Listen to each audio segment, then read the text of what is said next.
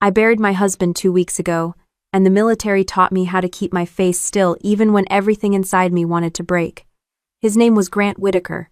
We had been married for 16 years. He was a defense engineer who somehow ended up owning a private island off the coast of Maine, a place he had always forbidden me to visit.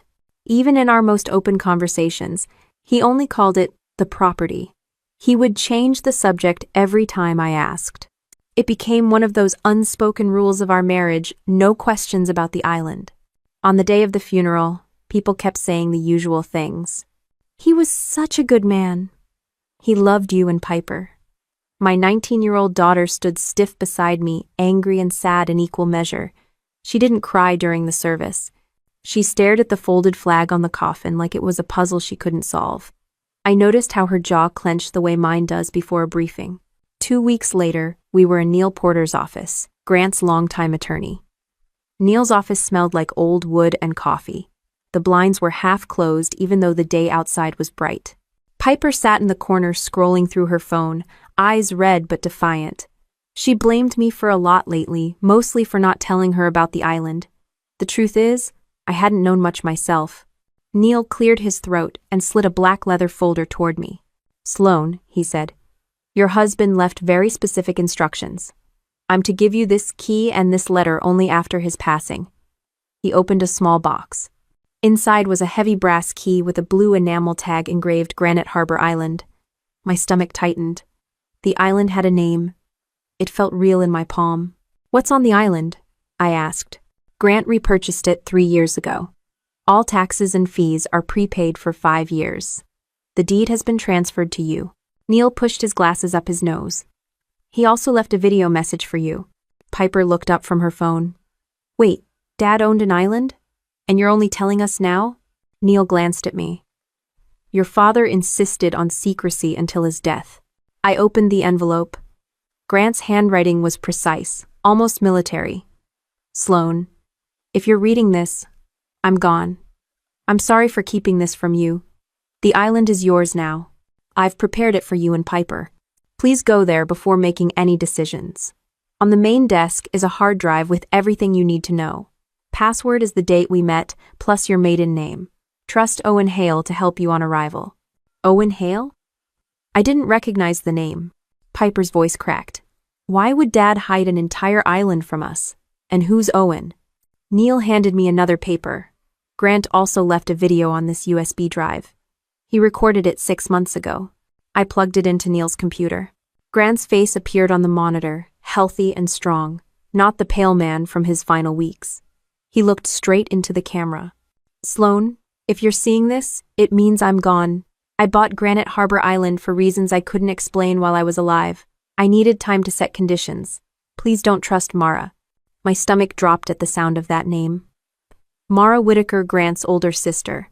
"She'll try to challenge the estate," Grant continued. "She's already in financial trouble. She'll act like she wants to help you manage the island, but she's after what's there. Be careful."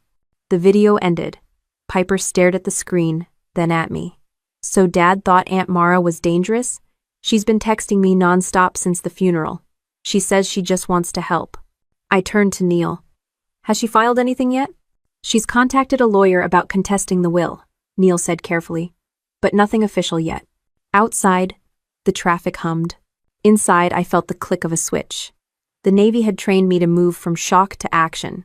My husband had left me a private island, a warning, and a key. His sister was circling. This wasn't just grief anymore. It was a mission. "I need emergency leave from my unit," I said quietly. Neil raised an eyebrow. "You're still active?" "I'm transitioning to the reserves," I replied. "I still have some pull." Piper crossed her arms. "We're really going there? To the island?" "Yes." I closed the laptop.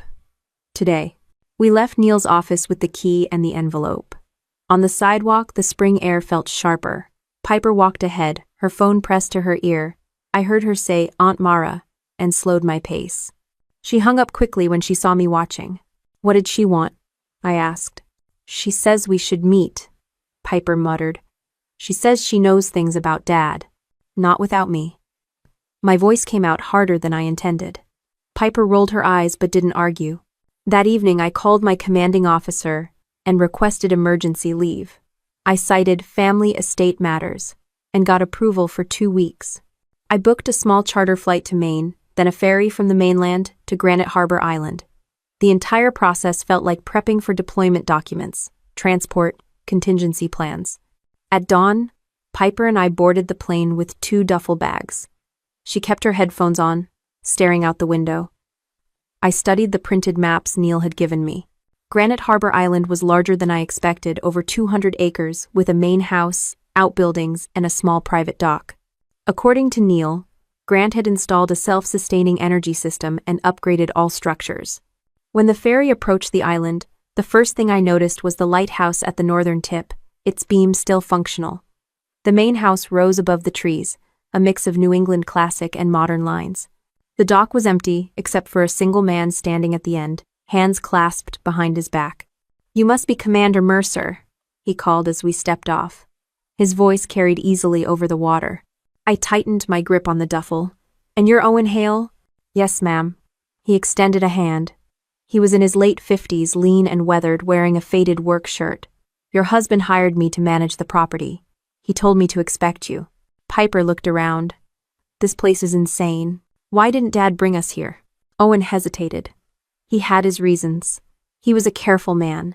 We walked up the dock toward the main house. The path wound through tall pines and opened onto a gravel drive. The buildings looked immaculate, fresh paint and new roofs. Solar panels gleamed on one outbuilding. Inside the main house, the air smelled of lemon oil and salt. Large windows faced the ocean. Everything was neat, almost staged. On the desk in the study sat a rugged external hard drive with a sticky note. Password same as in letter.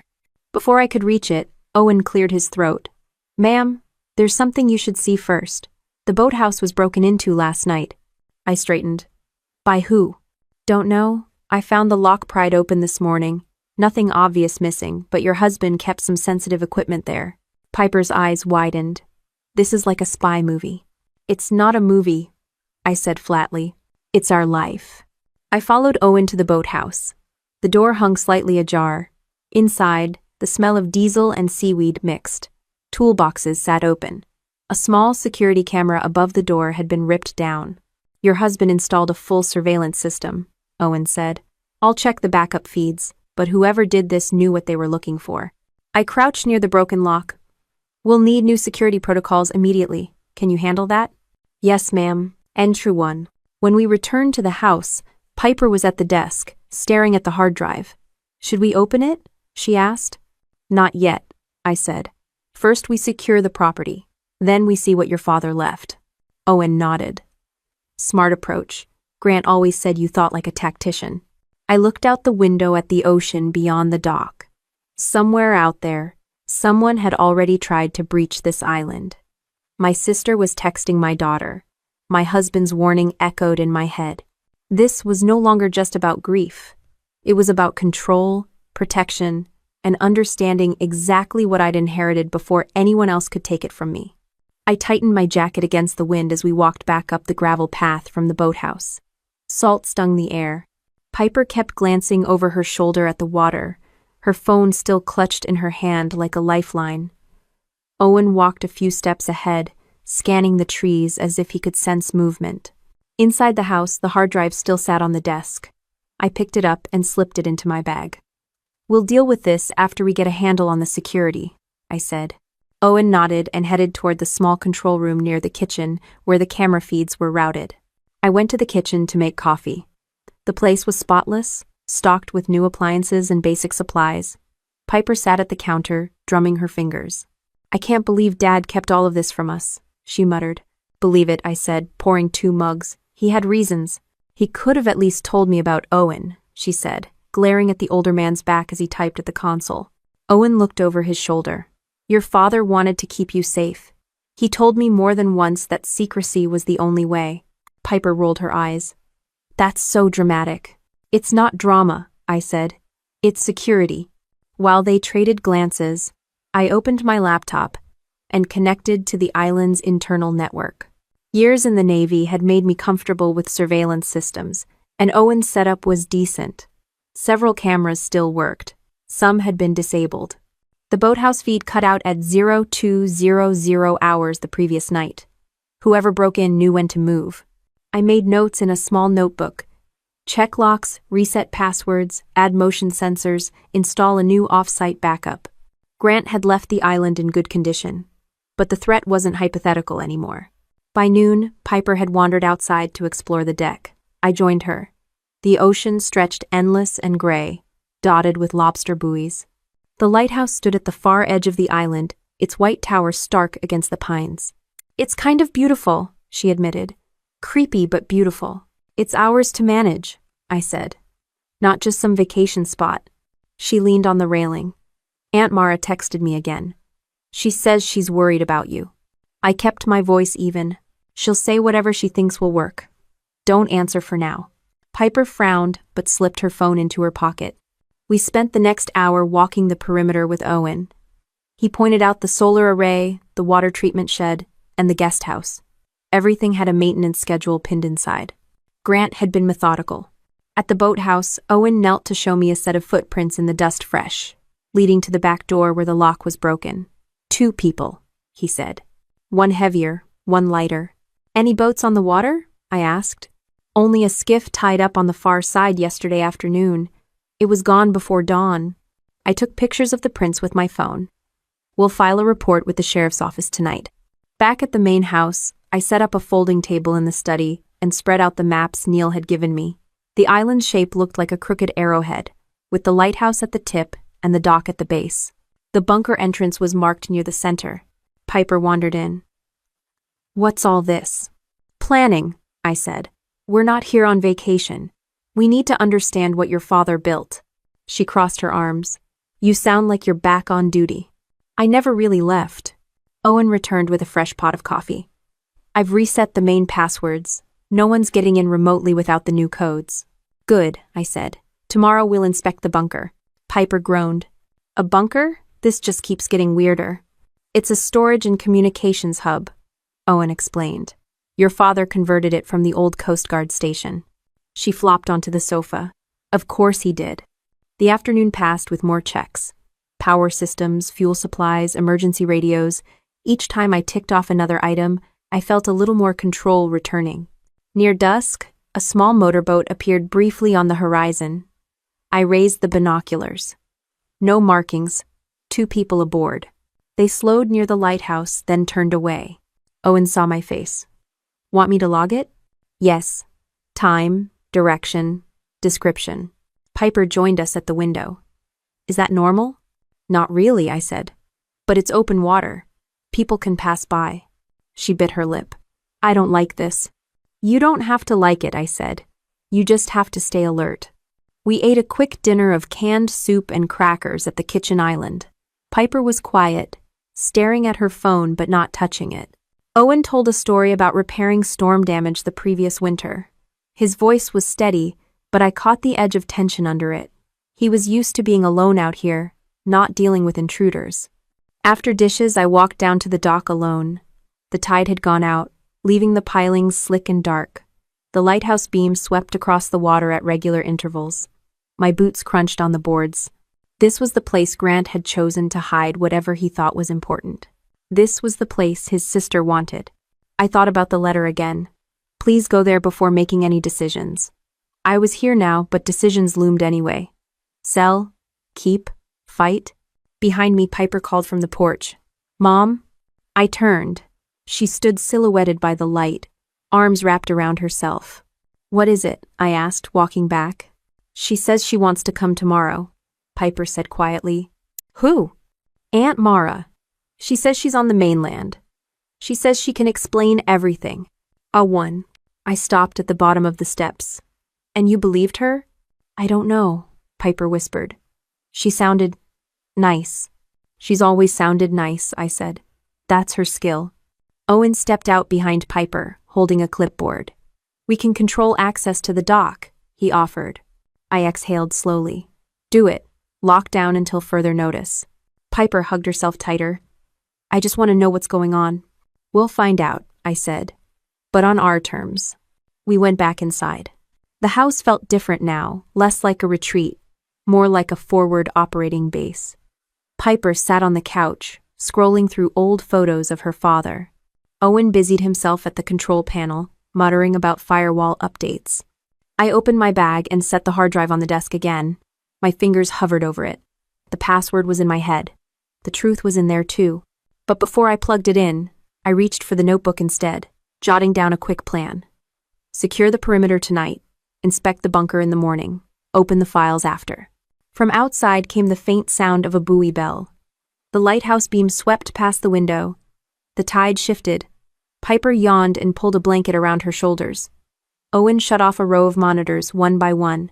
I closed the notebook and set it aside, watching the key to Granite Harbor Island catch the lamplight where it lay on the table. The next morning I woke before sunrise. The kind of reflex the Navy never lets you lose. The house was silent except for the low hum of the refrigerator. Piper was asleep on the sofa, a blanket tangled around her legs, her phone still glowing faintly on the coffee table. Owen was already outside, his footsteps crunching along the gravel drive as he made his rounds. I filled a thermos with coffee, slipped on my boots, and stepped into the cold morning air. The sky was pale gray, streaked with pink over the water. The lighthouse beam shut off as the sun rose. Owen met me near the shed with a clipboard under his arm. Perimeter checks are clear, he said. No new boats on the horizon. Good, I replied. Let's open the bunker. Piper stirred when I called her name. Do we have to do this now? She mumbled, rubbing her eyes. Yes, I said. The sooner we understand what your father built, the better. She pulled on a hoodie and followed us reluctantly toward the center of the island. The path wound between pines and granite outcrops. Birds scattered as we walked. About halfway in, we reached a low concrete structure built into the side of a hill, almost invisible from a distance. Rusted vents protruded from the ground like periscopes. A heavy steel door stood at the front, secured by an electronic lock and a physical padlock. I took the brass key from my pocket and slid it into the padlock. It clicked open. The keypad beeped when I entered the code Grant had left in his letter. The door swung inward with a groan. Cold, dry air flowed out, carrying the smell of metal and dust. Piper peered over my shoulder. This looks like a bomb shelter. It was a Coast Guard radio station, Owen explained. Decommissioned decades ago. Your father restored it. We stepped inside. The entry hall sloped downward into the earth. Emergency lights flickered on as motion sensors detected us. The walls were painted white, lined with old conduit and new fiber cables. At the bottom, the corridor opened into a large room. It looked like a hybrid between a command center and an archive. One wall held a bank of monitors. Another was lined with metal filing cabinets.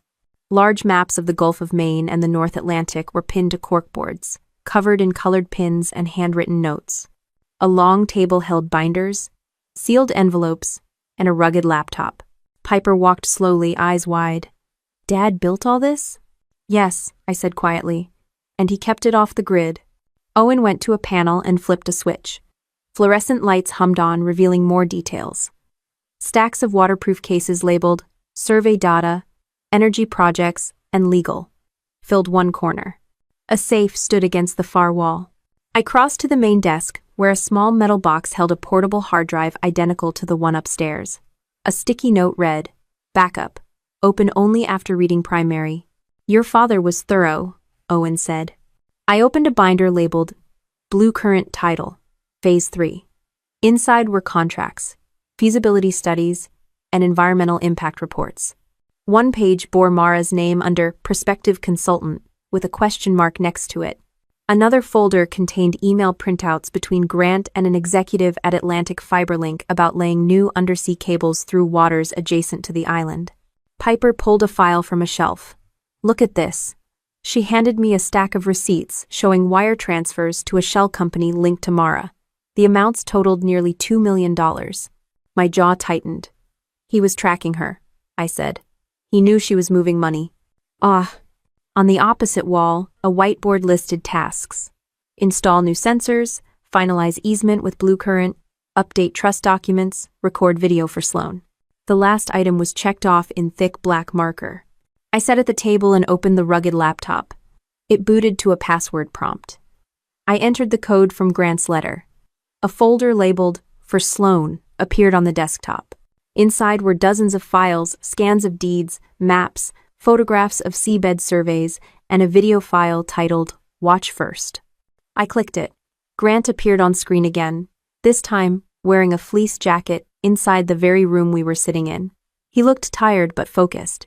"Sloan," he said, "if you're here, you've already opened the bunker. Good. Everything you need is in these files." Mara has been taking money from outside investors, promising them access to the island and to the cable routes.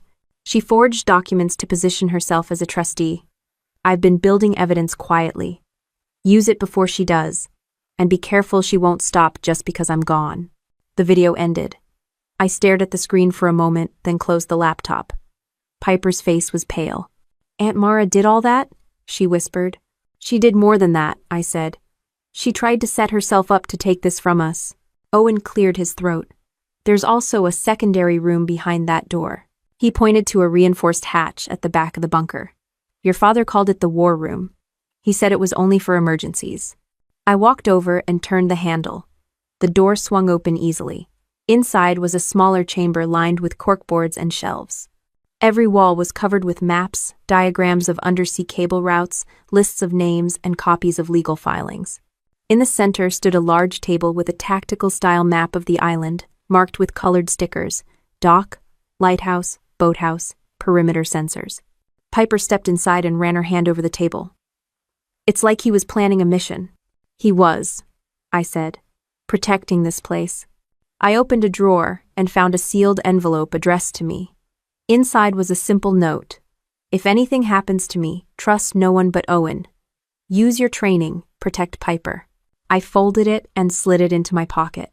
Owen moved to a cabinet and unlocked it with a key from his belt. Inside were compact security cameras, spare locks, and a box of old Coast Guard radios. "We can deploy these today," he said. "Do it," I said. Piper sat on a stool, staring at the wall of maps. "Why didn't Dad just tell us? We could have helped him." "He thought secrecy was safer," I replied. "Sometimes it is. Sometimes it isn't." We spent the next 2 hours cataloging what we could. I photographed every map and document, saving them to an encrypted drive. Owen installed new locks on the outer door and tested the ventilation. Piper organized files into piles labeled legal, financial, and technical, her hands shaking but steadying as she worked. By the time we emerged from the bunker, the sun was high. The island looked the same as it had at dawn: trees, rocks, water, but it felt different. Now I knew it wasn't just a retreat. It was a vault of evidence and leverage. Back at the main house, I set the primary hard drive next to my laptop and poured another cup of coffee. Piper sat across from me, hair messy, eyes wide but determined. Owen stood at the window, scanning the water with binoculars. "What now?" Piper asked quietly. I didn't answer right away. I watched the lighthouse beam's faint reflection in the sea, the slow rise and fall of the tide, and the brass key on the table between us. I was still at the kitchen table when Piper's phone buzzed again. She hesitated, thumb hovering over the screen. Her face flickered between curiosity and guilt. I could see the name even from across the room. Mara. "Answer it," I said flatly.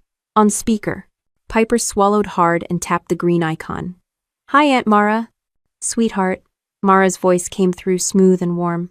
"I'm so worried about you and your mom. How are you holding up?" "I'm fine," Piper said, glancing at me. "I just heard you're on the island," Mara continued. "That place is too much for your mother alone. It's a lot to manage. Your father always wanted you to be part of it. If you're willing, I can put the property in your name so it's protected. We can do this together, just you and me." I watched Piper's fingers tighten around the phone. "Why would we do that?" she asked. "Because your mother is under pressure," Mara said gently. "She's still in the military mindset. She's not thinking long-term. I can guide you, sweetheart. We can turn the island into something positive for the community, and you'll be the one who makes it happen. Your father trusted me. He told me things he didn't tell anyone else." Piper's eyes flicked toward me. "What things?" Mara lowered her voice. "He was planning to leave the island in your name. He told me he regretted not involving you earlier. But it's not too late. We can fix this now before the lawyers and investors tear it apart." I held out my hand. "Give me the phone." Piper hesitated, then handed it over. "Mara, it's Sloan," I said, keeping my tone level. Stop contacting my daughter directly. All matters about the island go through me. There was a beat of silence, then Mara's voice turned sharper. Sloan, you're making a mistake. You don't understand what Grant was doing. You're not equipped for this. I understand enough, I said. And I'm more than equipped. Don't call Piper again without my permission. I hung up before she could respond and slid the phone back to my daughter. She's manipulating you, I said. Piper looked hurt. You don't know that. Maybe Dad really did want me involved. Piper, I said, softer now. Your aunt is in financial trouble. We have proof she's been taking money to promise access to this island. She's not looking out for you. You always think you know everything. She snapped. You kept me in the dark about this island for years. Maybe you're just mad because Dad trusted her more than you. I bit back the urge to argue. Instead, I stood and went to the window. Outside, Owen was checking the locks on the boathouse. Come on, I said finally. You're coming with me. Where? You'll see. We walked down the path to the bunker. Owen met us at the door. Everything's secured, he said. Good. Piper needs to see what's inside. Inside the war room, the air was cool and still. The maps and files lay just as we'd left them. I opened the binder of wire transfers and slid it across the table to her. Look, I said. She flipped through the pages. $2 million?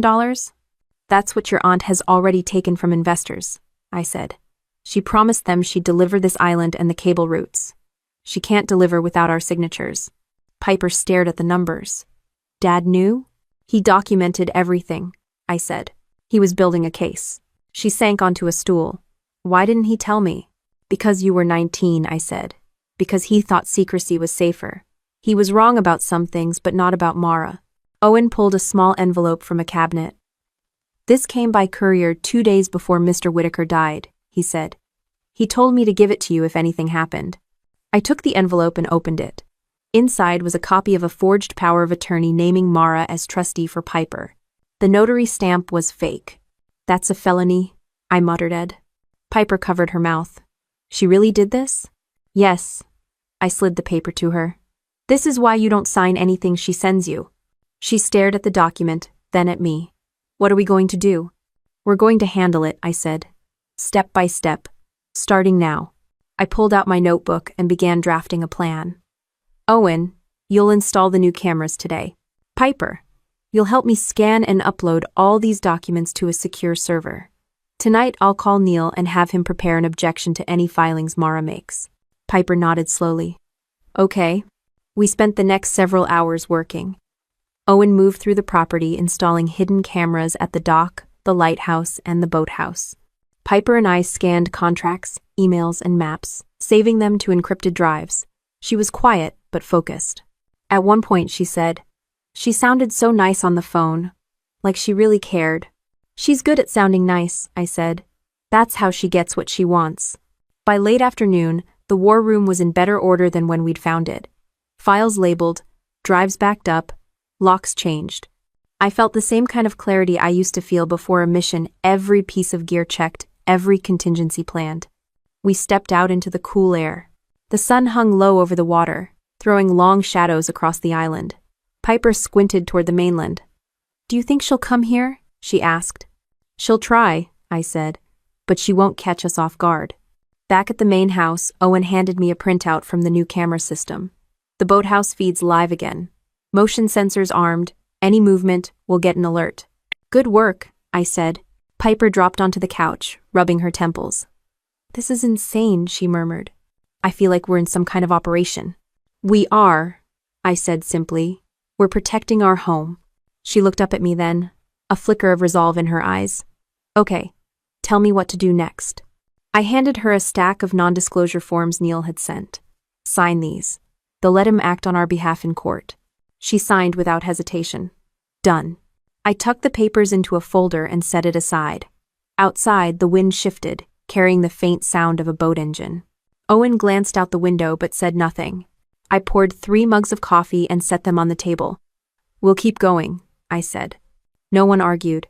We sat in silence for a moment, listening to the gulls and the distant hum of the generator, the kind of silence that comes just before a plan hardens into action. The first thing I did the next morning was lace up my boots, grab a clipboard, and step outside before the coffee had even finished brewing. The island air was sharp and cold enough to wake every nerve. The ground was still damp from last night's tide. Owen was already at the dock checking the motion sensors we'd installed. Piper stood on the porch with her hood up, arms crossed, trying to look awake. "Today we secure the property properly," I said. "No more improvising." I spread a laminated map of the island on the picnic table. "We're going to do this like an operation. Perimeter sweep at 0 to 900. Lockdown checklist. Communications check.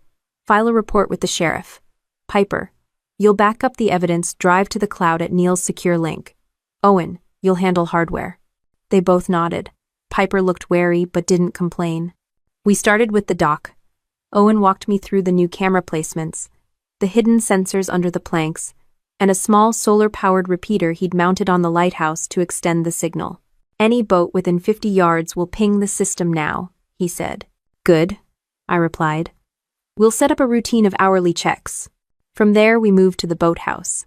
The broken lock had been replaced with a reinforced one. Owen had mounted a new camera above the door. Inside, the equipment was organized and tagged. I ran my hand along the shelves, checking for gaps. "What exactly did Dad keep here?" Piper asked. "Survey gear, small drones, hydrophones," Owen said. "Nothing dangerous, but valuable." "Make a manifest," I told him. "We need a baseline." And, back at the main house, I set up a whiteboard in the study. On it I drew a simple grid of the island, marking sensor locations, building entrances, and camera coverage. Piper watched me write and finally said, "You're turning this into a base." "I'm turning it into something we can control," I said. "That's how you stay ahead." I handed her a list of tasks. Scan and upload the remaining files. Label them clearly. Send them to Neil. Every document we secure is one less weapon your aunt can use. While she worked on the laptop, I called the sheriff's office. "This is Commander Sloan Mercer," I said. "I'm reporting a break-in at Granite Harbor Island Boathouse. Unknown suspects, evidence of forced entry." The deputy on the line took the report and promised to send someone out later in the week. I asked him to flag any unusual maritime activity in our area. He agreed.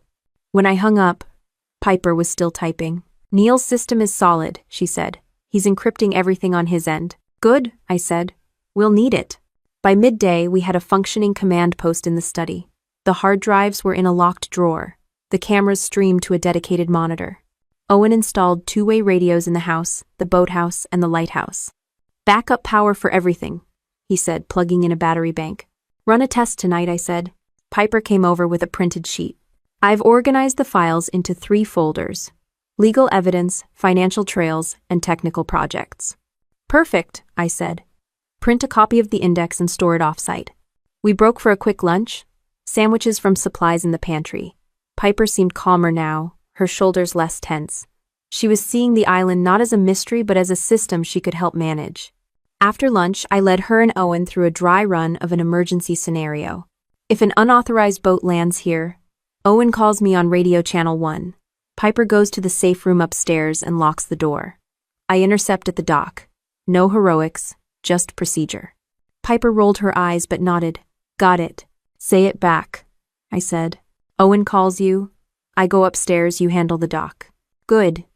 We spent the rest of the afternoon reinforcing doors and installing motion lights along the paths. Owen showed me a hidden storage compartment under the guesthouse floorboards where Grant had kept spare fuel and batteries. I inventoried everything and updated the map. At one point, Piper came up beside me. "This feels like when you used to run drills at home before deployments," she said. "It's the same principle," I replied. "Prepare when it's quiet, so you're not scrambling when it's loud." She gave a small smile. "You actually like this, don't you?" "I like being ready," I said. "It beats being caught off guard." Late in the afternoon, Owen approached with a printout from the new system. "We had a ping at 1,400 hours, he said. "Boat passed within 40 yards of the lighthouse, slowed, then moved on." "Did the camera catch it?" I asked. He handed me a still image. A small white motorboat, 2 figures in hooded jackets. No visible markings. "Send it to Neil," I said. "Ask him to run the registration if possible." Piper looked over my shoulder. "Could be anyone." "How?" "Could be," I said, "but we'll keep track anyway." We moved on to the lighthouse. The climb up the spiral staircase was narrow and smelled of salt and rust. At the top, the view stretched across the bay to the hazy mainland. I scanned with binoculars, noting any vessels. Nothing but lobster boats far off. From up here you can see all approach routes, I said to Piper. If you're ever unsure, come here. She peered out at the water. It's beautiful, but it feels like everyone's watching us. Maybe they are, I said. That's why we watch back. We descended and walked back toward the main house. Along the path, Owen stopped to adjust one of the new motion lights. This one's on a sensor. Anything bigger than a raccoon sets it off. Good, I said. Layered defense. Inside the house, I updated the whiteboard with new data. Piper sat across from me, filling in a spreadsheet of our equipment. She looked more serious now, the teenage attitude replaced with something closer to focus. Do you think Aunt Mara knows we're doing all this? She asked. She'll assume we're doing nothing, I said. That's her mistake. Owen came in from the porch wiping his hands. Dock sensors are all green. We're as secure as we can be without turning this into Fort Knox. It's enough for now, I said. Good work. We sat down at the kitchen table. Piper pushed her hair back from her face. I'm tired, she said, but it feels better doing something. That's the point, I said. Action beats fear. I poured 3 cups of coffee and set them down. Outside the windows, the light was fading, the ocean turning steel blue.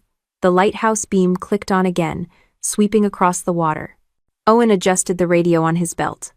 I'll do another perimeter check after dinner. I'll join you, I said. Piper, finish the index and lock the drives. Okay, she said, already typing. The house smelled faintly of coffee and salt. Every door had a new lock, every camera, a live feed. The whiteboard showed a clean layout of our defenses. On the table lay the brass key, the hard drive, and a growing stack of evidence against my sister. The island felt different now, less like a target, more like a post under control, waiting for the next move. By mid-morning, the hard drive on my desk pinged with a new email notification. Neil had forwarded a packet from 2 separate firms, Blue Current Title and Atlantic Fiber Link, each demanding written confirmation of who held legal ownership of Granite Harbor Island. Both were polite but firm. Their engineers and lawyers needed to know who to negotiate with before they committed to new contracts. I printed the letters and set them side by side. Piper walked in with 2 mugs of coffee and glanced at the headers. Why are they writing to you? She asked. Because this island is a strategic asset, I said. And because your aunt has probably been telling them she's in charge. Piper read the top page, lips moving.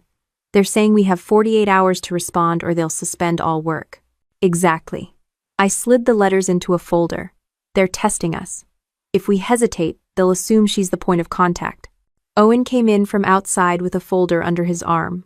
Another skiff passed the lighthouse at dawn, he said. Same type as yesterday, but with a tarp over the bow. No markings. Log it, I said, and send Neil the timestamp. Piper set down the mugs. I hate this. It's like we're under siege. We're not under siege, I said. We're being pressured. There's a difference. One you can fight with weapons, the other with documents. She snorted a laugh at that, but her eyes were still worried. I called Neil on the secure line. Draft a response to both companies, I said. Confirm that I am the sole legal owner, and that any agreements must go through me directly. Copy Piper as secondary contact, but make clear she's not authorized to sign anything. Neil's keyboard clacked in the background. Done. I'll send you a draft in 30 minutes. Also, I added, start preparing to object to any power of attorney filings from Mara Whitaker. We have evidence of forgery. Send me the scans, he said. They're on the secure server already. Good. I'll move fast. Hard. I hung up and turned to Piper. Check your phone. She frowned at the screen. 2 missed calls from Aunt Mara. 1 voicemail. Play it on speaker. Mara's voice filled the room, syrupy but firm. Piper, sweetheart. I'm so sorry your mom is dragging you through this. She's out of her depth. Call me back today. We can sign papers to protect you before the companies pull out. Don't let her ruin what your father built. Piper's hands shook. She makes it sound so reasonable. Add tree. That's the point, I said. Don't call her back. I won't, she muttered, but she looked away. I pushed a legal pad toward her. Then help me make a list of everything your father had in progress with Bluecurrent and Atlantic Fiber Link. The more we know, the less they can spin. For the next 2 hours, we worked through binders and digital files, building a timeline of contracts, environmental approvals, and engineering milestones. Piper typed while I dictated. Owen came and went, installing new motion sensors along the South Trail. The house smelled of coffee and printer ink. At noon, Neil emailed back the draft letters. I reviewed them, made minor edits, and signed electronically. Piper hit send to both companies. There, she said. Now they know. Good, I said. That buys us some room. A few minutes later, my phone buzzed with a text from an unknown number. Stop before you embarrass yourself. This can still be amicable. I showed it to Owen. Her? He said simply. I deleted it and went back to the whiteboard. In the afternoon, a new article popped up online. Headline: Military Officer's Widow Holds Maine Community Asset Hostage. The byline belonged to a small but loud blog that often ran sponsored posts. The article quoted unnamed family sources, saying Grant had promised the island to the community and that I was blocking a public project. Piper read over my shoulder. This is garbage. That's how she'll play it, I said. Smear first. Negotiate later. She's making you look like the villain. I've been called worse, I said, scribbling media counter on my pad. Owen looked grim. Want me to call a friend at the sheriff's office to flag the article? Not yet, I said. Let Neil handle the legal side. We handle facts. Piper slammed her laptop shut. She's turning everyone against you. Against us. I put a hand on her shoulder. Then we keep our heads clear and our evidence tighter than hers. Ope. She didn't shrug me off this time. We moved into the kitchen and made quick sandwiches. Owen spread a nautical chart on the counter, showing me the main undersea cable routes near the island. This is why the companies care, he said. This position cuts transit time and cost. Whoever controls the easements controls the money. That's exactly why she's desperate, I said. She's already taken $2 million and promised results. Piper chewed her sandwich. What happens if she can't deliver? She'll try to pin it on us, I said. Or force a sale. After lunch, we tested the new radio system. Owen went to the lighthouse. Piper stayed at the main house, and I went to the boathouse. We ran through call signs, signal checks, and a mock alert. Everything worked. Back inside, Piper handed me a sheet. I made a list of every time Aunt Mara contacted me since the funeral, she said. Texts, calls, voicemails, dates, and times. Good job, I said. We'll give that to Neil too. Owen came in wiping sweat from his brow.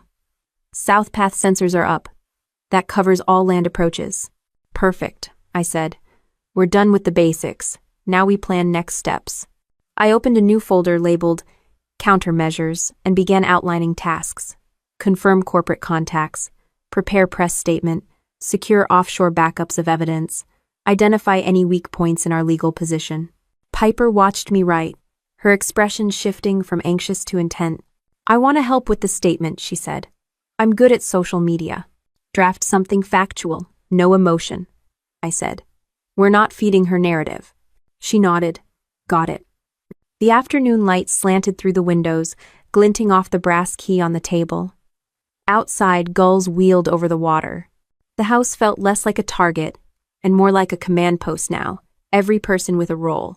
Neil called back just before 4. I filed the initial objection to any power of attorney documents, he said. If she tries to act, the court will flag it. Thank you, I said. She won't give up easily, he warned. She doesn't have to, I said. She just has to lose. I hung up and turned to Piper. How's the draft? She handed me her phone. The message was simple. Granite Harbor Island remains private property under the lawful ownership of Sloan Mercer.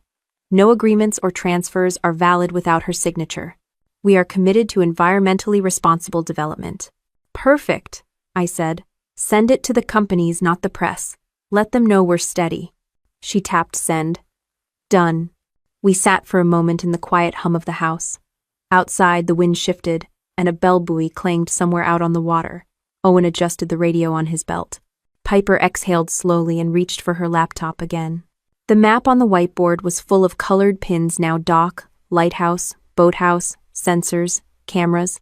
The folder of evidence was thicker. The smear article sat open on my screen, but it looked smaller than before, just noise against the steady work we were doing. I checked the time and closed my notebook. "Let's keep at it," I said. No one argued. Piper opened another file. Owen walked back toward the dock. The house smelled of coffee and salt, steady and ready. The following morning I opened the curtains to a clear sky and a flat, calm sea. For once the horizon wasn't crowded with stray boats. Piper was already at the kitchen table scrolling through the news on her laptop. "Nothing new about you online," she said without looking up. "That's a good sign," I replied. "Eat something. We have a visitor today." She raised an eyebrow. "Who?" "Dr. Colin Rourke," I said. "Marine geologist. Your father used him as an independent consultant. He's agreed to brief us on why this island matters so much." By 9, a small research boat tied up at the dock. A tall man in his 60s stepped off carrying a waterproof case. "Commander Mercer," he said, shaking my hand firmly. "Your husband spoke highly of you." "I wish I'd known about you earlier," I said. "Come on up." Inside the main house, we cleared the dining table. Dr. Rourke opened his case and spread out maps, sonar scans, and charts. "Granite Harbor Island sits right on the edge of a unique tidal channel," he began. "The currents here are among the strongest on the East Coast, perfect for tidal energy generation. That's why Blue Current is so interested. Combine that with proximity to the new undersea fiber routes, and you've got a goldmine of renewable power and data connectivity." He tapped a shaded area on one map. "This is the corridor Atlantic Fiberlink wants. Shorter distance, fewer environmental hurdles, and they can piggyback on the tidal infrastructure for maintenance." Piper leaned over the table. "So Dad knew all this?" "He commissioned half of these studies," Rourke said, "but he kept them quiet. Said he wanted to secure the legal framework before making anything public." I crossed my arms. "Did he mention his sister?" Rourke hesitated. "He said she'd been reaching out to investors claiming family control. I told him to get everything in writing." I opened a folder and slid across the copies of the wire transfers to Mara's shell company. She took $2 million in advance. Rourke let out a low whistle. "She's way over her head. These investors won't wait forever. If she can't deliver, she's in breach." "She's trying to use us to deliver," I said. "She's pressuring my daughter to sign over the property." He looked at Piper. "Don't sign anything." "I'm not," she said quietly. Rourke pulled out another sheet showing projected revenues from tidal energy and fiber landing rights. The numbers ran into the tens of millions over 10 years. "This is why you're getting pressure from all sides. Whoever controls this island controls a key node in the next generation of infrastructure." I felt a weight settle on my shoulders, not grief this time, but clarity. Grant hadn't just bought a hideaway, he'd bought leverage. "Thank you, Doctor," I said. "This helps." End of 2. "There's more," he said. He handed me a USB drive. All raw data, environmental reports, and my own notes. "If you need an expert witness, I'll testify." "That's valuable," I said. He packed his maps back into the case. "Be careful, Commander. People get reckless when this much money is at stake." "We're being careful," I said. When he left, I locked the USB drive in the desk. Piper stared at the revenue projections on the table. "I had no idea," she said. "Neither did I replied. "But now we do." Owen came in wiping his hands on a rag. "I saw your guest off," he said. "Boat heading back to the mainland. No other traffic on the water." "Good," I said. "We need quiet to process this." We spent the next hour going through the USB drive. Detailed surveys of seabed composition, tide charts, cable route proposals, and draft agreements. Grant had labeled everything meticulously. One file caught my eye. Side letter, MW. I opened it. It was a scanned agreement between Mara and a private equity firm promising them first rights to energy and cable easements on the island in exchange for $2 million upfront and 5% of future revenues. The signature block bore her name and a forged-looking Piper Whittaker signature as beneficiary. Piper's face went white. "She forged my name?" "Looks that way," I said. "Neil's going to love this." I saved the file under critical evidence and backed it up twice. Then I printed a copy for the physical folder. Owen leaned over my shoulder. "With this and the forged power of attorney, she's cooked." "She's not cooked until a judge says so," I said. "But we're building a solid case." Piper sat back, hugging herself. I feel like Dad left us a bomb to defuse. He left us the tools to handle it, I said. That's different. We took a break for lunch, simple sandwiches and fruit from the pantry.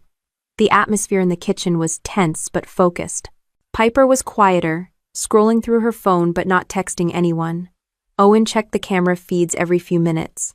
After lunch, I led Piper back down to the bunker. We laid out the new maps from Rourke alongside Grant's old ones. The overlay was almost perfect. He'd been planning this for years. Look here, I said, pointing at a section marked Phase 4. This is a future expansion zone. If Blue Current and Atlantic Fiber Link both build here, this island becomes the central hub for power and data. Piper shook her head. And Aunt Mara thought she could just take it? She thought she could bluff her way in before we knew the details, I said. Now we know. Owen set a new lock on the inner door and checked the ventilation system. All sealed, he reported. Good, I said. Let's upload the side letter to Neil right now. Piper did it from the bunker laptop. A few minutes later, Neil replied with a simple text. Got it. This is huge. Back upstairs, I called Neil on the secure line. We have a side letter showing Mara took $2 million from investors and forged Piper's signature, I said. Neil's voice sharpened. That's criminal fraud. I'll prepare filings immediately. Do it, I said. I hung up and looked at Piper. This is why your father kept quiet. He was building evidence. She nodded slowly. I get it now. Owen poured coffee for everyone. What's the next move? We keep securing, keep documenting, I said. No drama, just facts. We spent the rest of the afternoon photographing every page of the side letter and related documents, then locking them in a fireproof safe. Piper organized a new binder labeled Mara Evidence. Owen updated the security log with the visitors' arrival and departure times. By late afternoon, the sky had darkened with incoming clouds. The wind picked up, rattling the windows. I stood at the porch watching whitecaps form on the water. Somewhere out there, Mara's promises to investors were unraveling. Inside, Piper sat at the table, flipping through a photo album of her father.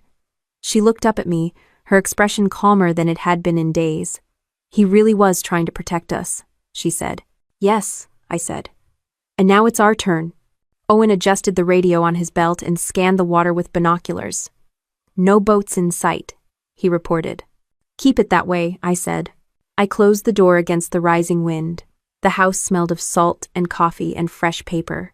The maps and files were stacked neatly on the desk. The hard drive blinked steadily. Piper's notes filled the whiteboard in tidy columns. Every piece of information was now ours, not Mara's. The island no longer felt like a mystery, it felt like a position to hold. Rain swept across the windows the next morning as I woke up before dawn. Instead of lying there thinking, I got dressed, brewed coffee, and opened Neil's overnight email. He'd already filed an emergency motion in probate court to block any transfer of interests on the island and attached draft criminal complaints against Mara for fraud and forgery. His note was blunt. This should freeze her in place long enough for us to take control of the narrative. Keep collecting evidence. I printed the documents and set them on the kitchen table next to Piper's cereal bowl. She came down in a hoodie, hair damp from a quick shower. Another long day? She asked. We're making progress, I said. Neil's already moving. Owen entered from the porch, rain dripping from his jacket. Coast Guard cutter passed offshore about 15 minutes ago, he said. Looked like a routine patrol, but they slowed when they reached our coordinates. That's because I called them, I said. Your father filed for a restricted zone around the title test area. Mara's contractors violated it twice last month. The Coast Guard has the reports. Piper blinked. Dad had a restricted zone? Test equipment, I said. And to keep unauthorized boats out. Neil wants every violation documented. By 8 o'clock, a small Coast Guard launch appeared at the dock. 2 officers in rain gear stepped out. The taller one introduced himself as Lieutenant Knox. Commander Mercer? He asked. That's me, I said, flashing my retired ID. Come in out of the rain. End quote. Inside the house, Knox set his clipboard on the table. We received reports of unauthorized vessels near your tidal array last week. We'd like to confirm boundaries and inspect your equipment. Of course, I said. I handed him the original permit paperwork Grant had filed, including maps of the restricted area. My husband documented multiple incursions by a vessel registered to an LLC controlled by Mara Whitaker. Knox raised his eyebrows. We'll take a look at that. Unauthorized entry into a restricted test zone is a serious offense. He sent his partner back to the boat to retrieve a tablet. If you don't mind, Commander, I'd like to see the security footage. Owen led him to the control room we'd set up off the kitchen. Multiple screens showed camera feeds from around the island and the underwater array. Knox scrolled through timestamps. Here, Owen said, pointing. That's the vessel. Knox zoomed in, capturing the registration number. Perfect, he said. That's enough for a violation notice. If they damaged anything, it's also grounds for civil action. They were probably looking for leverage, I said. Or sabotage, Knox replied. Either way, you've got us on your side. While Knox compiled his report, Piper sat at the counter reading Neil's filings. Mom, look at this, she said quietly. The motion asks the court to seize Mara's accounts until she explains the missing money. That's standard, I said. But it will hurt her. Knox finished and handed me a copy of his preliminary notice. We'll serve the LLC registered agent today, he said. I'll keep you updated. Thank you, Lieutenant, I said. My husband always said the Coast Guard were the quiet professionals. Knox smiled faintly. We try. He shook my hand and left. After they departed, the house felt calmer, like a defensive perimeter had just been reinforced. Piper exhaled. It's weird seeing all these agencies lined up with us, she said. That's what happens when you have facts, I replied. We spent the next hour photographing the tidal array permits and uploading digital copies to Neil. Then I opened the blue folder and added the Coast Guard notice on top. The evidence pile was growing. At noon, Neil called on the secure line. The court granted our emergency motion, he said. No transfers, no sales, no new encumbrances. I've also filed a notice with the Maine Attorney General regarding possible securities fraud. Good work, I said. We just had the Coast Guard here. They're issuing a violation notice to Mara's LLC for entering the restricted zone. Neil chuckled. That's perfect. It shows a pattern. What's next? I asked. I've scheduled the first deposition for next week, he said. We'll subpoena her bank records and the original investor agreements. I want Piper present, but only as an observer. Huh. She'll be there, I said. After the call, I found Piper in the study. She was scanning one of Grant's encrypted drives. I found a video, she said. Looks like Dad recorded it a year ago in the bunker. We watched it together on the big monitor. Grant looked healthy and focused. If you're seeing this, Sloan, then the legal fight has started, he said. Mara will use every tactic, emotional, financial, and public, to force a settlement. Don't negotiate until you have all the evidence. File first. Control the venue. Document everything. He leaned closer to the camera. I've stored copies of every permit, contract, and investor approach in the subfolder labeled Shield. If you need an expert witness, call Dr. Rourke. If they cross the restricted zone, call the Coast Guard immediately. Piper glanced at me. He really planned for everything. I nodded, throat tight but steady. He knew them better than we did. 1. We spent the next several hours cataloging the Shield folder. It contained every email Mara had sent investors claiming control of the island, every proposal she'd floated, and even a draft press release falsely stating she had secured family approval. Grant had annotated each file with his own notes. Owen entered carrying a tray of sandwiches. You two need fuel, he said. We ate at the work table, surrounded by maps and screens. The rain had slowed to a mist, and through the window the ocean was a flat gray sheet. Neil's motion bought us time, I said. Now we use it. Piper straightened. What do you want me to do? Keep going through these files. Flag anything that shows misrepresentation or fraud. Got it, she said. By late afternoon, we had built a timeline of Mara's actions. First, the secret side letter, then forged signatures, then illegal boat incursions. Each event lined up neatly with investor milestones. Owen tapped the whiteboard with a marker. She's desperate, he said. She promised delivery she can't make. She's not going to make it off our backs, I said. Piper added a final note under the timeline. Court order in effect. No transfer.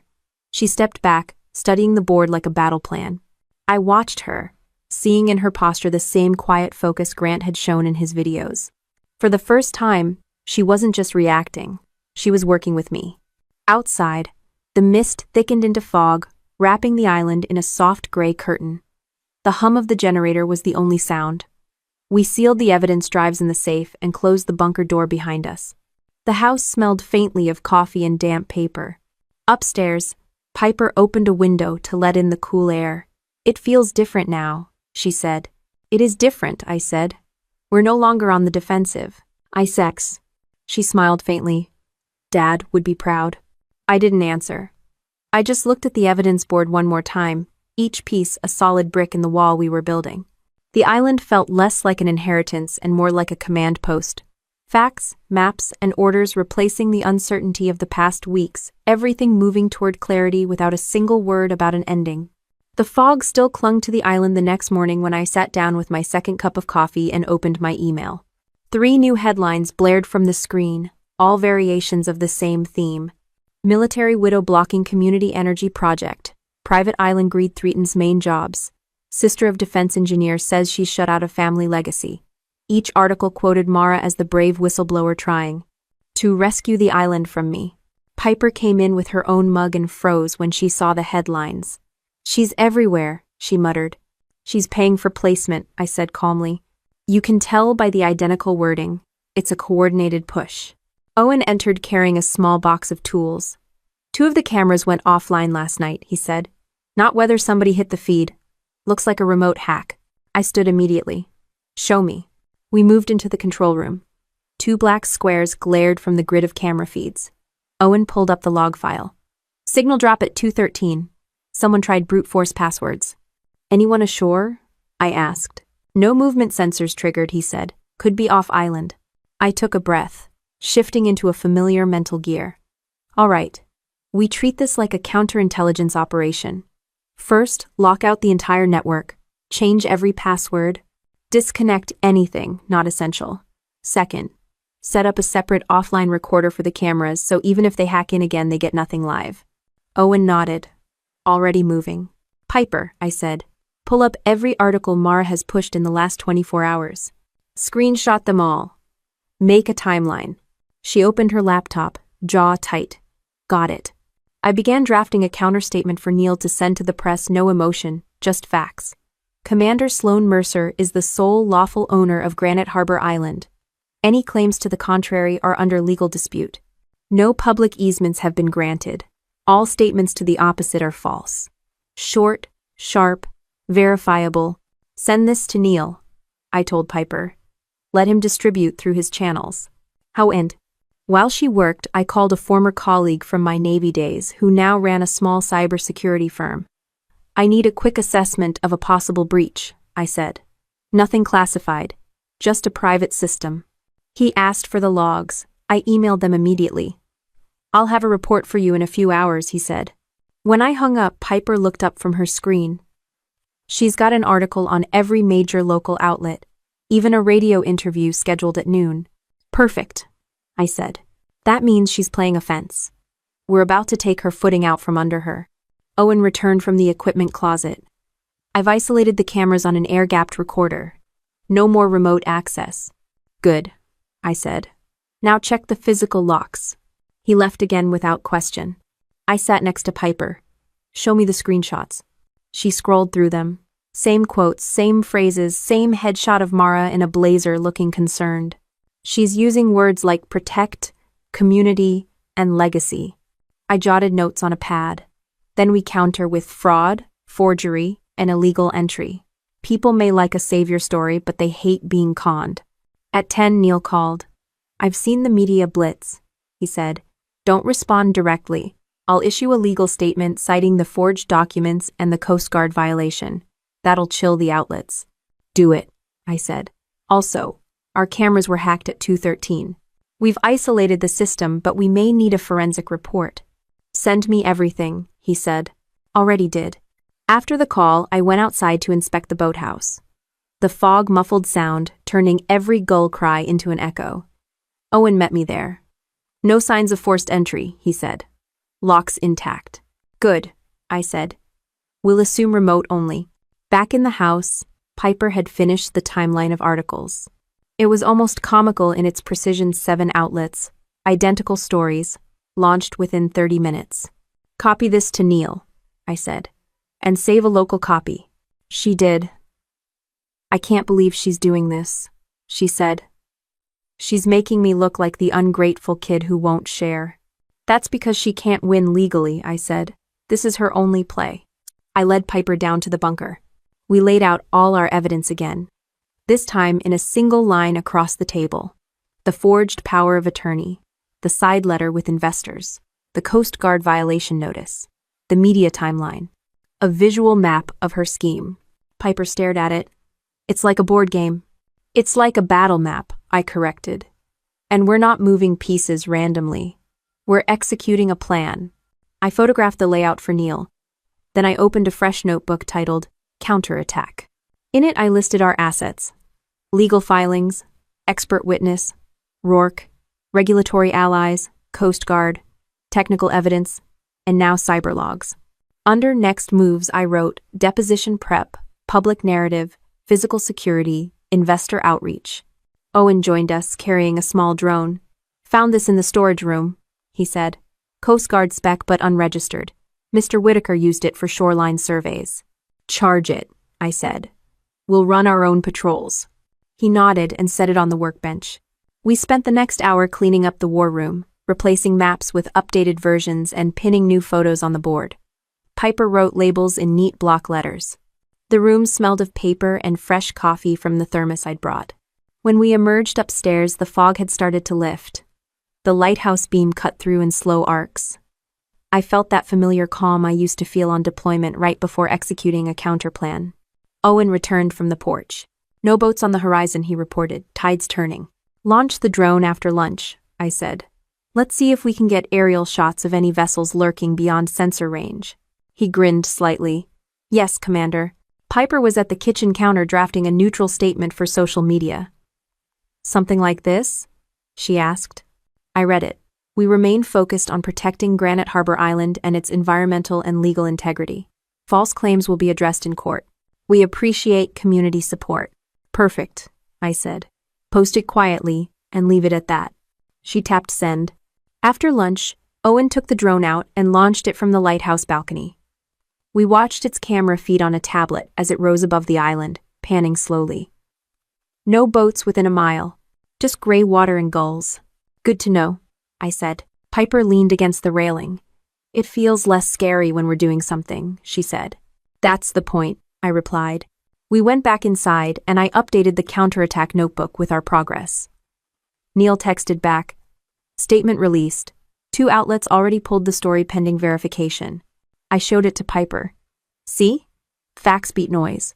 She smiled for the first time in days. I like this side of you, she said.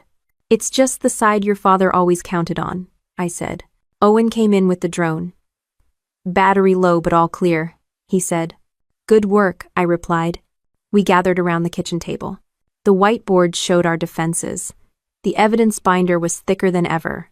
The media smear was already wobbling. And for the first time since stepping onto the island, I felt our position shift from reactive to proactive. The generator hummed steadily, the tide rolled in and out, and the brass key lay on the table between us, silent proof of control, built on action, not headlines. The drone battery was still warm in Owen's hands when I stepped back onto the porch and looked at the water. For the first time since Grant's funeral, the sky over the bay was clear and blue, the kind of day fishermen call honest weather. I took a long breath and made a decision. It's time to bring people in, I said. Piper glanced up from the table where she was sorting evidence files. Who? Local stakeholders, I replied. People Dad respected, the ones Mara's been telling stories to. If we're transparent with them here, on our ground, they'll stop believing her narrative. End quote. Owen nodded slowly. You want to do it on the island? Yes, I said. No more shadows. By mid-morning, I was on the radio to Captain Ellis, a veteran fisherman who'd known Grant since his first bid on the island. Then to Dana McKee, the town council's environmental officer. Then to 2 engineers from Blue Current who had been quietly emailing me for weeks, asking for clarity. I invited each of them to a meeting at the main house that afternoon. Come see the facts yourselves, I told them. Piper listened as I made the calls. Are you sure it's safe to bring them here? I'm sure it's necessary, I said. Sunlight beats rumor. We spent the next 2 hours preparing. Owen checked every camera and sensor, then swept the dock with a handheld scanner for hidden transmitters. Piper printed out color copies of the key evidence: Mara's forged documents, the side letter, the Coast Guard violation notice, and Dr. Rourke's revenue projections. We laid them out on the long dining table like exhibits in a courtroom. At noon, I made sandwiches and coffee for everyone. Piper helped me carry chairs from the porch into the living room. Owen placed a small portable projector on the sideboard, ready to show maps. The house began to look less like a hideout and more like a briefing room. Just before 1, the first boat appeared at the dock. Captain Ellis climbed out, a barrel-chested man with a wind-burned face. "Commander," he said, shaking my hand. "Didn't think I'd ever see inside this place.